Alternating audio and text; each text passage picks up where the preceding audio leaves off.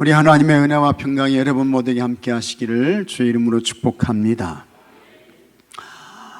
이 사람은 항상 명랑해요. 그 다음에 에너지가 넘쳐요.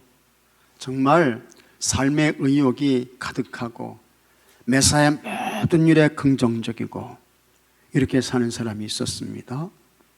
그 사람들이 어떻게 저 사람은 항상 웃으며 모든 일에 긍정적으로 에너지가 넘치면서 참 저렇게 아주 활발한 그와 같은 충만한 삶을 살 수 있을까? 사람들이 몹시 궁금했습니다.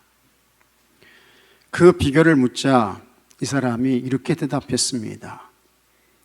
저에게는 절망도 좌절도 낙심도 없습니다. 왜냐하면 저희 집 작은 방에 특별한 전화기가 설치되어 있기 때문입니다. 앞이 캄캄하고 도대체 뭐가 뭔지를 모를 때 모든 것을 가르쳐 주시는 하나님의 전화번호를 알고 있습니다. 옆에 있던 사람이 그래요? 그 전화번호가 뭔데요? 저에게도 가르쳐 주세요 라고 말했습니다. 그 사람이 이렇게 대답했어요. 하나님의 전화번호는 JER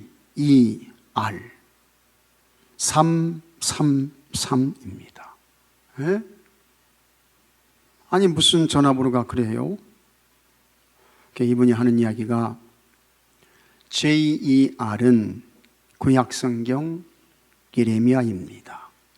그리고 333은 33장 3절입니다. 자, 한번 같이 읽어보겠습니다. 너는 내게 부르짖으라. 내가 내게 응답하겠고 내가 알지 못하는 크고 은밀한 일을 내게 보이리라. 이 말씀을 손가락으로 꾹꾹 눌러가면서 하나님께 기도하면 하나님께서 즉시 들으십니다. 그리고 하나님께서 도와주십니다. 옆에서 듣고 있던 다른 경우도 있었습니다. 이 사람은 다음과 같이 말했습니다. 저는 작은 방에서 뿐만 아니라 MT 가서도 하나님께 걸 수 있는 핸드폰 전화번호를 알고 있습니다. 두 사람이 눈이 휘둥그레져서 아니 그런 전화번호가 있어요? 우리한테도 좀 가르쳐 주세요. 그러자 그분이 그것은 MT77입니다 라고 대답했습니다. MT는 뭐예요? 마태복음입니다. 77은 7장 7절입니다. 자, 우리 한번 같이 또 읽어보겠습니다. 구하라 그리하면 너에게 주실 것이요 찾으라 그리하면 찾아낼 것이요 문을 두드리라 그리하면 너에게 열릴 것이니. 이 말씀을 손가락으로 꾹꾹 누르면서 하나님께 기도하면 하나님께서 언제든지 받으시고 하나님께서 도와주십니다. 이 모든 것을 듣고 있었던 연세가 높으신 할머니 권사님이 한 분 계셨어요. 그 권사님께서 JER이 뭐요? MT가 무엇이긴데 나는 영어를 몰라요. 못 알아듣겠어요. 그러니 나처럼 나이 많은 사람들이 쓸 수 있는 하나님 전화번호가 없을까? 그때에 함께 있던 원로 장로님 한 분이 말했습니다. 왜 없겠어요? 누구든지 급하기만 하면 걸 수 있는 하나님 직통 전화번호가 있습니다. 할머님 권사님께서 그 번호 좀 나에게 어서 빨리 가르쳐 주세요 라고 말했습니다. 그러자 원로 장로님께서 어려울 것이 하나도 없습니다. 누구든지 급할 때 몇 번 누르셔야 돼요? 급한 일 당하셨어. 몇 번 누르셔야 돼? 119. 누구든지 급할 때 119를 누르시면 돼요. 누가복음 11장 9절입니다. 119예요. 자, 또 같이 한번 읽어보겠습니다.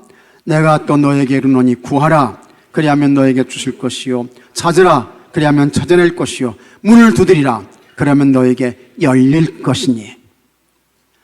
이 말씀을 손가락으로 누르면서 하나님께 기도하면 하나님께서 즉시 응급차를 타고 달려와서 도와주십니다. 믿으시면 아멘 하십시오. 그러므로 여러분, 우리 하나님께 기도할 수 있는 것이 최고의 은혜이고 축복입니다. 기도할 수 있는 거 놀라운 배려예요.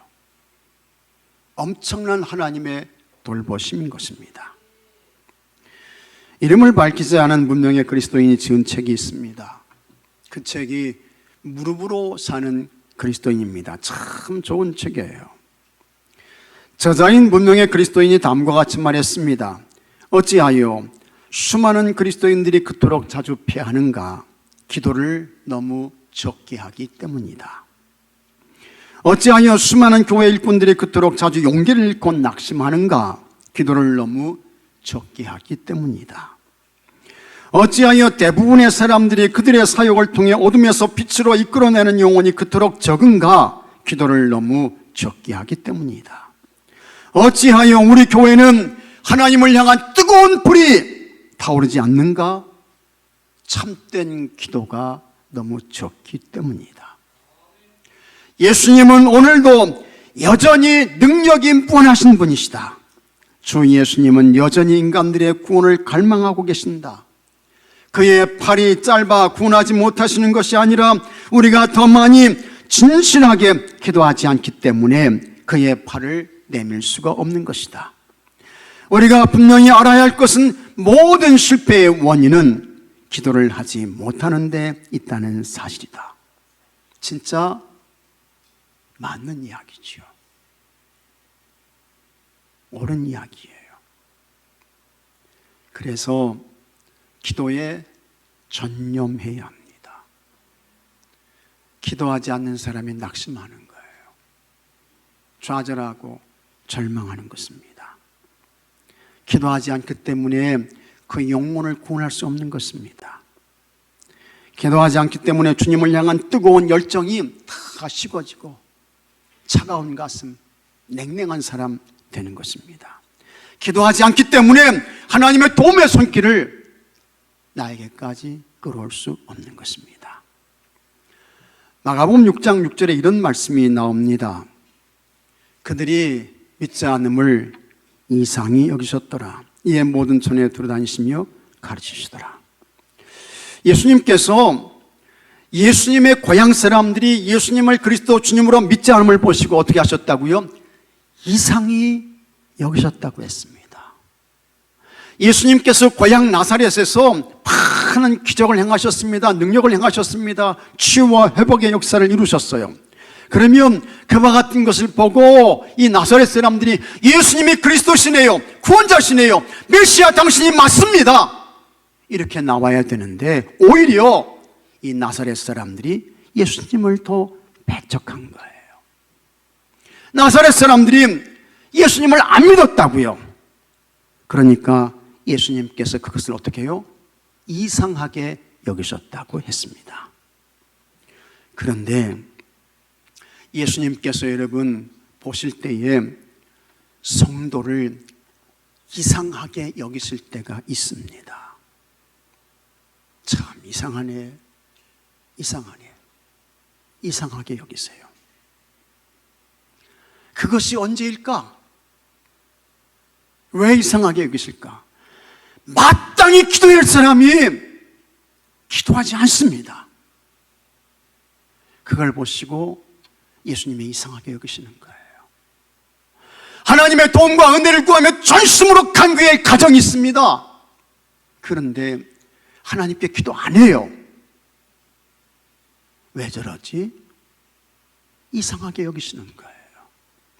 교회도 모든 성도들이 각성해서 주의 도움과 은혜를 구하며 전심으로 기도하고 간구해야 되는데 이 교회가 기도하지 않습니다. 그러면 예수님께서 저 교회가 왜 그럴까? 이상하게 여기시는 거예요. 나사렛 동네에서 고향 사람들이 예수님을 믿지 아니하니 그것을 이상하게 여기신 예수님께서 어떻게 하셨습니까? 그 고향을 떠나셨다고요. 다른 곳에 가가지고 복음의 말씀을 전하시고 능력을 행하셨습니다. 여러분, 우리가 하나님께 기도하지 않으면 하나님께서 우리를 이상하게 보십니다. 우리 교회를 이상하게 보세요. 여러분의 가정을 이상하게 보시는 것입니다. 그리고 하나님께서 우리의 곁을 떠나십니다. 하나님이 여러분의 곁을 떠나시면 되는 것이 없습니다. 남는 것이 없어요. 때문에 우리는 기도의 인생을 걸어야 하는 줄로 믿으시기 바랍니다. 여러분이 모두 하나님께 전심으로 구하는 기도의 사람들이 돼서 구하는 것을 받으시고 찾는 것을 얻으시고 두드리는 문이 열려지는 은혜가 있게 되기를 주의 이름으로 축복합니다. 세상적인 추억을 쌓고 세상의 업적과 공로를 남기려는 것은 성경을 보게 되면 너무 무지하고 어리석은 것입니다. 내가 이 세상에 내 이름을 내고 뭔가 굉장한 업적을 이루어야지. 이거 어리석은 거예요. 하나님 그거 원하시지 않습니다. 이스라엘 역사에서 솔로몬만큼 부귀와 영화를 누리고 왕국의 번성을 누린 왕은 없었습니다. 솔로몬은 다윗 왕이 닦아놓은 터 위에서 이스라엘의 역대 왕들 가운데 최고의 권세를 누렸습니다. 영화를 누린 사람이 솔로몬이에요. 그런데 그런 그 솔로몬이 고백하고 시인한 것이 있습니다. 전도서 1장 2절에 다 같이 한번 읽어보겠습니다. 전도자가 이르되 헛되고 헛되며 헛되고 헛되니 모든 것이 헛되도다.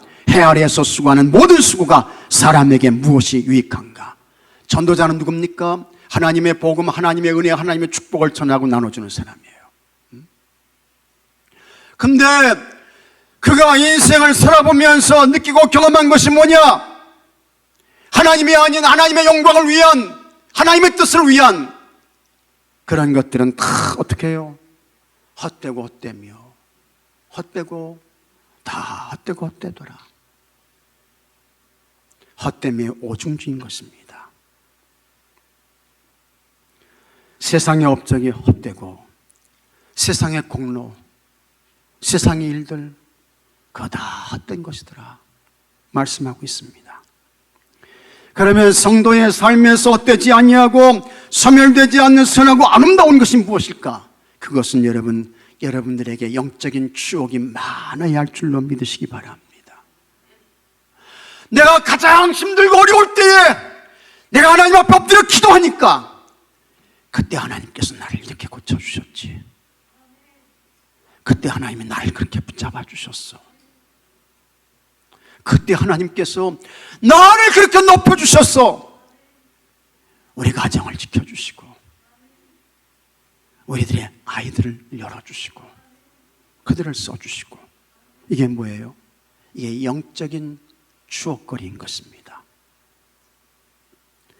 성도는 이와 같은 영적인 추억거리가 많아야 할 줄로 믿습니다.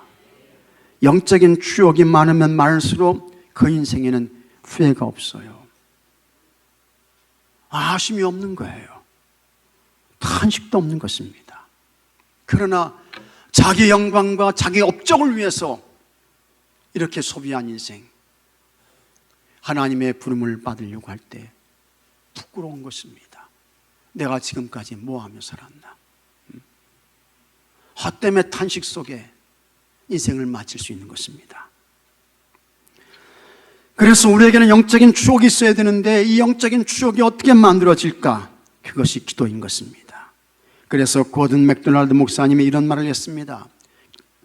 기도한 다음에는 기도하는 일보다 더 큰 일을 할 수 있다. 그러나 기도하기까지는 결코 기도하는 일보다 더 큰 일을 할 수 없다. 기도하면 여러분이 생각하고 계획한 일보다 훨씬 더 큰 일을 할 수 있습니다. 하나님께서 그렇게 쓰시는 거예요. 역사하시는 거예요. 그러나 기도하지 않게 되면 자기는 뭐 굉장하고 대단한 일을 할 수 있을 것 같죠? 어림도 없는 이야기예요. 아무것도 남는 것이 없는 헛수고 허무의 인생밖에는 되지 않는다라고 하는 것입니다. 인도에서 어떤 선교사님이 열심히 사역을 했는데 이 사역에 열매가 없어요. 결실이 없어. 의기소침했습니다. 헌신적인 선교사였지만 웬일인지 한 사람의 영혼도 구원하지 못한 거예요. 그때 성령님께서 이 선교사님을 많이 사랑하셔서 찾아오셔서 감동을 주시는데, 너 기도해라, 기도해라. 다른 일 줄이고 바쁘다는 일 그거 좀 내려놓고 기도해, 기도해. 감동을 주시는 거예요. 그러나 이 선교사님은 이 일도 해야 되고 저 일도 해야 되고 하나님 아시잖아요 하면서 이 선교사님이 기도하지 않았다고요. 그래도 하나님은 이 선교사님을 정말 사랑하셔서 더 강권적으로 성령님을 통해서 기도해, 기도해 감동을 주셨어요. 그래서 이 선교사님이 다른 하는 일들을 줄이고 기도에 전념하기 시작했습니다. 그러더니 이 선교사님께서 기도한 후에 그가 겪었던 놀라운 일들을 이렇게 고백했습니다. 나는 많은 시간을 기도를 위해 떼어놓았습니다. 그러면서 나는 동역자들이 나를 보고 직무를 태만히 한다고 불평하지는 않을까 하는 두려움과 떨림이 있었습니다. 수주 후에 예수님을 구주로 받아들이는 배신자들을 보게 되었습니다. 지금에야 비로소 이 선교사님을 통해서 구원받은 사람이 나오게 된 거예요. 더 나아가 전 지역이 순식간에 각성하고 모든 선교사들의 사역도 전혀 없는 축복을 받았습니다. 하나님은 단 6개월 만에 내가 6년간 이룬 것보다 더 큰 일을 행하셨습니다. 6개월 만이에요. 근데 그 6개월 동안 뭐 한 거예요? 기도한 거예요. 하나님의 도움과 은혜를 구하며 간구한 거예요. 그랬더니 6년 동안 하지 못했던 그와 같은 일들, 훨씬 그 이상의 일을 단 6개월 만에 하나님께서 더 놀랍게 행하실 수 있도록 도와주셨다는 것입니다. 이 선교사님이 덧붙여서 말했습니다. 아무도 나에게 직무를 유기한다고 비난하는 사람은 없었습니다. 그러니까 이 선교사의 활동 가운데 가장 중요한 그 사역이 뭡니까? 기도하는 것이었다는 것입니다. 기도하는 것, 그게 정말 중요한 사역이었다는 거예요. 기도가 여러분 이렇게 중요한 것입니다. 기도하고 행하는 것은 실패가 없는 줄로 믿으시기 바랍니다. 기도하면서 하는 일에는 헛수고가 없어요. 기도하면서 하면 10배, 100배의 결실을 거둘 수 있는 것입니다. 그러면 더 구체적으로 기도에 모든 힘을 쏟아낼 이유가 어디에 있을까? 첫째로 기도하면 하나님과의 관계가 회복됩니다. 믿습니까 여러분? 이사야 59장 2절에 이와 같은 말씀이 나옵니다. 오직 너희 죄악이 너희와 너희 하나님 사이를 갈라놓았고 너희 죄가 그의 얼굴을 가리워서 너희에게서 듣지 않으시게 함이니라. 하나님과 인간 사이를 가려놓는 것이 뭡니까? 뭐예요? 죄인 것입니다. 죄 때문에 하나님과 인간의 관계가 깨져요. 하나님과 인간의 관계가 깨지고 갈라지게 되면 복이 없습니다. 되는 것이 없는 거예요. 모세가 10계명을 받기 위해서 40일을 금식하며 기도했습니다. 아무것도 먹지 않고 40일 동안 금식하며 기도했어요. 그 다음에 하나님의 10계명을 받기 위해서 시내산으로 올라갑니다. 하나님께서 그 돌판에 써주신 그 계명을 받고 이 모세가 내려올 때에 산 아래의 백성들은 모세를 기다리지 못했습니다. 그래서 그들이 뭘 만들었습니까? 금송아지 만들었죠. 그리고는 이것이 우리를 출애굽시켜 신이라고 하면서 그 금송아지에게 절을 하고 금송아지에게 절을 하고 그 다음에 그것을 섬기는 악을 행한 거예요. 하나님께서 이와 같은 이스라엘의 이 악행을 보시고 진노하셨습니다. 그때 하나님께서 하나님 편에 선 레위 사람들을 부르셔요. 그리고는 그들에게 하는 말씀이 너희들은 허리에 칼을 차라 말씀하십니다. 그리고 가서 저 악한 불의한 이스라엘 사람들을 쳐라 하나님께서 말씀하십니다. 그때 레위 사람들의 칼에 몇 명이 죽었습니까? 얼마가 죽었어요? 3,000명의 사람이 죽게 되는 거예요. 3,000명. 3,000명의 사람이 죽어요. 출애굽기 32장 28절에 레위 자손이 모세의 말대로 행하며 이날에 백성 중에 3,000명가량이 죽임을 당하니라. 그냥 한순간에 3,000명이 싹 죽었습니다. 그런데 그 다음에 하나님께서 하시는 말씀이 더 무서운 것입니다. 너무너무 무서운 두려운 말씀을 하셨습니다. 창세기 33장 3절에 너희를 젖과 꿀이 흐르는 땅에 이르게 하려니와 나는 너희와 함께 같이 하겠습니다. 올라가지 아니하리니. 하나님이 함께 가신다는 거예요? 안 간다는 거예요? 안 간다는 거예요. 나는 너희와 함께 올라가지 아니하리니 너희는 목이 곧은 백성인즉 내가 길에서 너희를 진멸할까 염려함이니라. 하나님이 하시는 말씀이 너희들은 목이 곧은 백성들이다. 내가 너희들과 함께 할 때에 악경을 보고 너희들을 싹 진멸할까 염려가 되니 너희들끼리 가. 하나님께서 말씀하신 것입니다. 이스라엘 백성들은 지금 광야를 지나고 있습니다. 이 광야는 하나님의 은혜가 아니면 어느 누구도 생존할 수 없는 곳입니다. 그런 곳을 이스라엘 백성들이 혼자서 지나가라고 하는 것입니다. 하나님 안 가시겠다는 거예요. 이 말은 뭐냐? 이스라엘 백성들이 하나님 없이 가게 되면 다 죽어요. 다 물살이에요. 광야에서 생존할 길과 방법이 없는 것입니다. 그때에 아무리 목이 곧은 이스라엘 백성들이 할지라도 우리에게 큰 위기가 왔구나, 큰일 났구나, 하나님이 안 가신다는데 이제 우리 다 죽게 됐구나, 이것을 각성한 이스라엘 백성들이 그들의 몸에 붙였던 장신구를 다 떼어냅니다. 그리고는 하나님 앞에 회개하며 기도합니다. 모세는 회막에 들어가서 하나님께 전심으로 간구해요. 그러자 하나님께서 찾아오셔서 모세에게 이렇게 다시 말씀해 주십니다. 출애굽기 33장 14절에 다 같이 읽겠습니다. 여호와께서 이르시되 내가 친히 가리라. 내가 너를 쉬게 하리라. 아멘. 하나님이 다시 말씀하십니다. 내가 친히 가리라. 하나님 말씀하시는 거예요. 우리 하나님은 천지를 창조하신 분이십니다. 세상의 모든 것을 통치하십니다. 다스리세요. 하나님은 살아계신 전지전능하신 분이십니다. 출애굽한 이스라엘 백성들을 쫓아오는 애굽의 군대를 홍해바다에 수장시켜서 멸하신 강하고 위대하신 분이십니다. 악과 불의를 미워하십니다. 우상을 숭배하는 죄에 대하여 자손 3, 4대까지 갚으시는 분이세요. 이렇게 강하신 위대하신 하나님께서 약한 것이 있습니다. 그것이 뭘까? 성도의 기도에 하나님은 대단히 약한 분이세요. 여러분의 기도에 아주 약한 분이세요. 하나님의 자녀인 성도들이 죄와 불의를 회개하고 돌이켜서 기도하면 하나님께서 긍휼히 여기십니다. 그들의 기도를 들으십니다. 은혜를 베푸세요.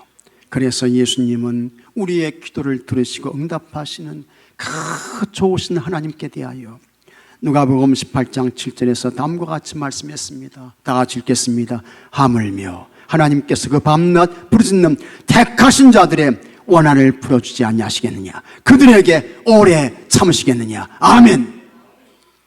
다 풀어주신다는 거예요. 오래 기다리게 하지 아니하시고 다 도와주신다는 것입니다. 이렇게 기도하면 하나님과의 관계가 회복됩니다. 하나님과의 관계가 회복되니 모든 일들이 어떻게 해요? 형통이죠. 영혼이 잘 됩니다. 범사가 잘 돼요. 강건한 삶을 살 수 있습니다. 기도하고 행하면 여러분이 기도한 것보다 훨씬 더 큰 일을 할 수 있습니다. 근데 왜 기도 안 하셔요? 왜 가만히 계시냐고요? 여러분은 기도가 최고의 기회이며 가장 강한 능력인 것을 확신하며 부지런히 깨어서 부르짖어 기도해서 하나님과 좋은 관계, 친밀한 관계, 가까운 관계 속에서 사시고 하나님께서 허락하시는 좋은 것을, 복된 것을 받고 누리는 여러분들이 되시기를 축복합니다. 둘째로, 기도하면 같이 하겠습니다. 평강이 넘친다. 평강이 넘칩니다. 여러분 다 평안하십니까? 날이 더워가지고 어젯밤에 잠을 못 주무신 분들은 평안하지 않은 것 같아요. 네?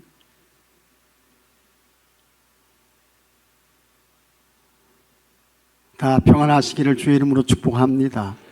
다 평안하셔야 돼. 다 평안하셔야 돼.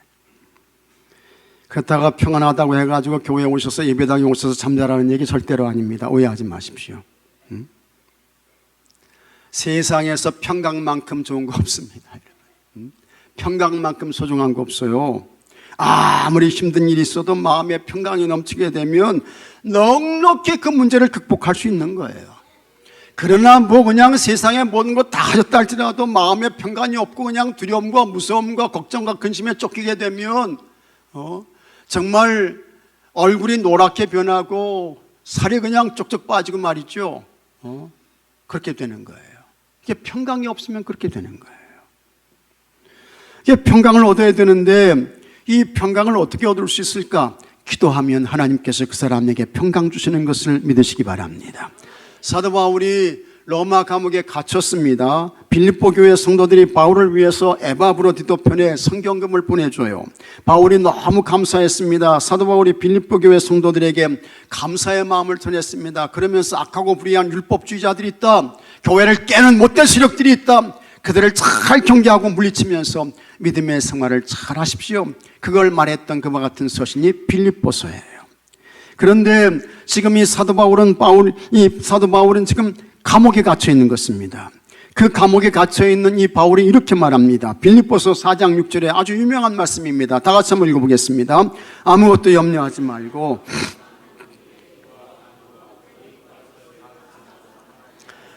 그리하면 뭐든 지각에 뛰어난 하나님의 평강이 그리스도 예수 안에서 너희 마음과 생각을 지키시리라. 아멘. 사도 바울은 지금 어디에 있습니까? 로마 감옥에 있다고요. 걱정하고 염려할 사람이 누구예요? 감옥에 갇혀 있는 사람이에요? 감옥 밖에 있는 사람이에요? 감옥 밖에 있는 사람이 평안하고, 감옥 안에 갇혀 있는 사람은 염려하고 걱정스럽고 두렵고, 내가 언제 풀려날까? 그렇게 되는 거 아니겠습니까? 근데 이게 반대인 것입니다. 이 사도 바울은 감옥에 갇혀 있는데도 너무 평안한 거야. 걱정과 근심과 두려움이 없어. 그러면서 이 사도 바울이 자기가 누리는 그와 같은 이 평강을 빌립보 교회 성도들 여러분들도 기도함으로 이 평강을 누리며 사십시오 말씀하고 있는 것입니다. 바울은 감옥에 갇혀 있지만 그곳에서 기도함으로 인해서 이미 벌써 그 감옥 안에서 뭘 누리는 것입니까? 하나님의 평강을 누리는 거예요. 거기가 하나님 나라 천국이야. 하나님의 임재하심이 경험되고 그런 것입니다. 세상에서 여러분 평강을 찾는 사람 가장 어리석은 사람입니다. 불쌍한 인생입니다. 세상에 어떤 무엇이 여러분들에게 평강 줄 수 있겠습니까? 혹 얻었다 할지라도 그것은 잠깐이에요. 곧 사라지는 거예요. 바로 없어지는 것입니다. 하지만 하나님께 기도하게 되면 하나님께서 여러분에게 평강을 주시고, 하나님이 허락하시는 평강은 세상에 어떠한 무엇도 여러분들에게서 그 평강을 빼앗아갈 수 없는 줄로 믿습니다. 그 사람이 영적인 행복자로 사는 거예요. 기도해서 평강을 누리는 사람, 이 사람이 영적인 행복자인 것입니다. 다 여러분들이 기도해서 평강을 얻으시고 이 험한 세상에서 영적인 행복자로 살아가시는 여러분들이 되시기를 축복합니다. 조실 부모하고 친척집을 전전하던 순둥이가, 그냥 이름이 순둥이야. 별명이 순둥이야. 부모님이 남긴 논 서너마지기 문서를 들고 외산촌 집으로 들어갔습니다. 근데 외삼촌이라는 인간이요, 투전판을 쏘아다니더니 이 순둥이가 가지고 들어온 넣은 서너마지기를 그냥 날려버렸어요. 못된 외삼촌이죠. 17살이 된 순둥이는 외삼촌 집을 나와서 오신의 모습으로 들어갔습니다. 남의 일 해주는 사람, 모습으로 들어갔어요. 17살에. 하지만 그 오시라는 사람도 아주 못됐습니다. 악해요. 그래서 계약한 3년이 꽉 차자 그냥 이런저런 핑계를 대면서 약속한 세경을 안 주고 반으로 절반 딱 깎아가지고 그렇게 이제 줬다고요. 사람들이 마을 사또에게 고발하라고 했지만 참 이 마음이 착한 순둥이는 그렇게 하지 않았습니다. 순둥이가 반밖에 받지 못한 세경으로 나지막한 산을 겨우 하나 샀습니다. 걸작기에 한 가짜리 초가집을 짓고 밤낮으로 산을 일궜습니다. 사람들은 나를 속여도 흙은 나를 속이지 않겠지. 맞아요. 사람들은 속인다고요. 그러나 저 흙만은 나를 속이지 않겠지. 나를 배신하지 않겠지. 이를 악물고 그 산에 있는 잡목들을 다 베어냈습니다. 바위를 굴려냈습니다. 돌을 캐냈습니다. 한 뼘 한 뼘 밭이 늘어가는 것이 너무 기뻐서 이 순둥이는 덩실덩실 춤을 추기도 했습니다. 그렇게 5년의 세월이 지나갔습니다. 이제는 거친 산이 번듯한 밭으로 변했습니다. 그해 봄 순둥이는 그 밭에 콩을 심었습니다. 콩을 심는데 꼬박 1해가 걸렸습니다. 밭이 꽤 커요. 그리고 혼자서 하는 일이기에 더딜 수밖에 없었습니다. 마침 콩을 심은 그날 하늘에서 비가 내렸습니다. 순둥이는 너무 기뻐서 이렇게 말했습니다. 고맙습니다. 감사합니다. 고맙습니다 하면서 두 팔을 벌리고 떨어지는 비를 맞으면서 하늘을 향해 절을 했습니다. 담비는 땅 깊숙이 스며들어 흙 속의 생명들을 깨웠습니다. 아침이 밝았습니다. 언제 비가 왔냐는 듯이 하늘은 맑고 남풍이 불어 대지를 따뜻하게 했습니다. 며칠 후 노란 콩싹들이 올라오며 떡잎을 활짝 펼쳤습니다. 콩은 쑥쑥 자라 올라갔습니다. 가을이 되자 콩잎은 노랗게 물들어 떨어지고 포기마다 주렁주렁 콩만 남았습니다. 그 모습을 바라보는 착한 순둥이의 입이 어디에 걸렸어요? 귀에 걸렸어요. 너무 좋은 거예요. 순둥이가 콩을 뽑았습니다. 그걸 말렸습니다.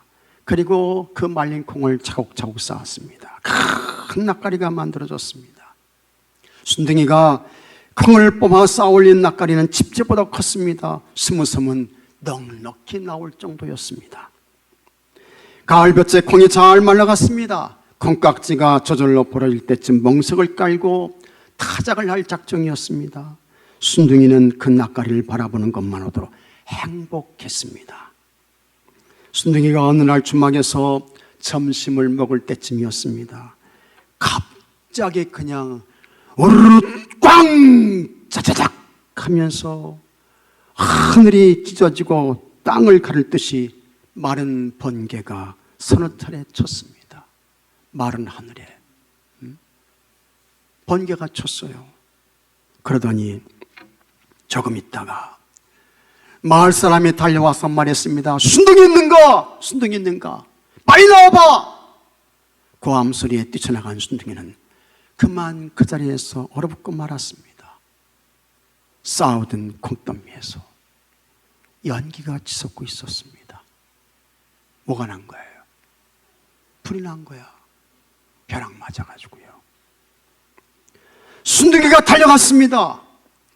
마을 사람들도 달려갔습니다. 하지만 마른 콩더미의 불길은 아무도 잡을 수 없었습니다. 콩더미가 다 타버렸어요. 낫가리가 다 탔어. 새까만 순덩이만 남은 낫가리 앞에서 순둥이는 짐승처럼 울부짖었습니다. 하늘도 나를 속이고 땅도 나를 속이는구나. 그렇게 순둥이는 며칠 술로 시간을 보내고 있었습니다. 그러던 어느 날 검은 두건을 쓰고 긴 수염을 한 노인 한 분이 찾아왔습니다. 그가 말했습니다. 벼락 맞은 콩이 있다는 소문을 듣고 찾아왔습니다. 순둥이가 벼락 맞은 콩이 있는 곳으로 그 사람을 데리고 갔습니다. 그리고 그 사람이 콩 한 자루를 쓸어 담더니 이렇게 말했습니다. 준비해온 돈이 이것뿐이요. 벼락 맞은 콩은 자고로 명약이요. 내가 시험해보고 다시 오리다. 그 사람이 떠난 후 전대를 열어보았습니다. 콩 10섬 값이 넘었습니다.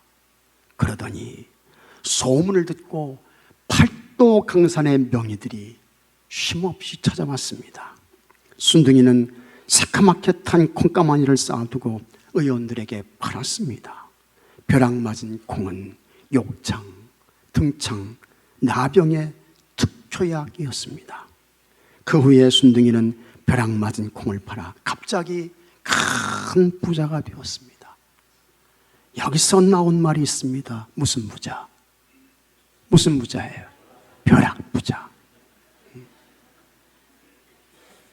벼락 부자. 그래서 벼락 부자가 여기서 나온 거예요. 세상에서 내 뜻대로, 내 마음대로 그저 막힘없이 되는 경우는 여러분 별로 없습니다. 안 될 때가 훨씬 많아요. 어려울 때가 너무너무 많아요. 그때에 절망하고 낙심해서 주저앉을 것이 아닙니다. 원망하고 불평할 것도 전혀 아닙니다. 누구를 탓하거나 비난하지 마십시오. 진짜 하나님의 사람은 그때에 눈물로 기도에 씨를 뿌리는 것입니다. 그러면 살아계신 하나님께서 하나님의 때에 기쁨의 단을 반드시 꼭 거두게 하시는 것을 믿으시기 바랍니다. 시편 126편 5절에 눈물을 흘리며 씨를 뿌리는 자는 기쁨으로 거두리로다. 울며 씨를 뿌리러 나가는 자는 반드시 기쁨으로 그 곡식단을 가지고 돌아오리로다. 다 같이 아멘. 아멘이죠. 아멘인 것입니다. 하나님께서 어떻게 역사하시고 하나님께서 어디로 여러분을 인도하실지 아무도 모릅니다. 그러나 기도하면 우리 하나님께서 반드시 도와주십니다. 꼭 도와주세요. 좋은 것 주십니다. 평강 주십니다. 믿으시면 아멘 하시기 바랍니다. 믿습니까 여러분? 반드시 그런 거예요. 꼭 그렇습니다.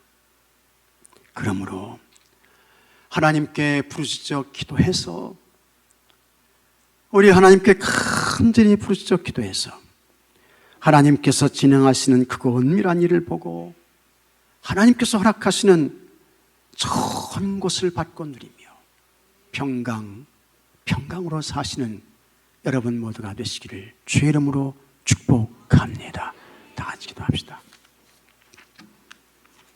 아버지 하나님, 하나님은 우리에게 기도라고 하는 가장 좋은 은혜, 선물을 주셨습니다. 잘 쓰는 자들 되게 해 주시옵소서. 기도하면 하나님과의 바른 관계가 세워지고 그래서 영혼이 잘 되고 범사가 잘 되며 강건의 삶을 살게 되는 것입니다. 하나님께 기도하면 하나님께서 허락하시는 평강을 받고 누리며 살게 되는 것입니다. 우리가 하나님께 기도하면 하나님께서 반드시 기적과 능력과 역사와 치유를 주시는 줄로 믿습니다. 우리에게 각성의 마음 주시고 전심으로 부르짖어 기도하고 간구해서 하나님과 좋은 관계를 회복하게 하시옵고 하나님이 허락하시는 평강의 삶을 살게 해 주옵시고 하나님의 아버지 하나님께서 우리에게 주시는 기적과 능력과 역사를 보고 하나님께 큰 찬송과 존귀와 영광을 올려드리는 자들 되게 해 주시옵소서. 우리 주 예수 그리스도 이름으로 간절히 기도하옵나이다. 아멘.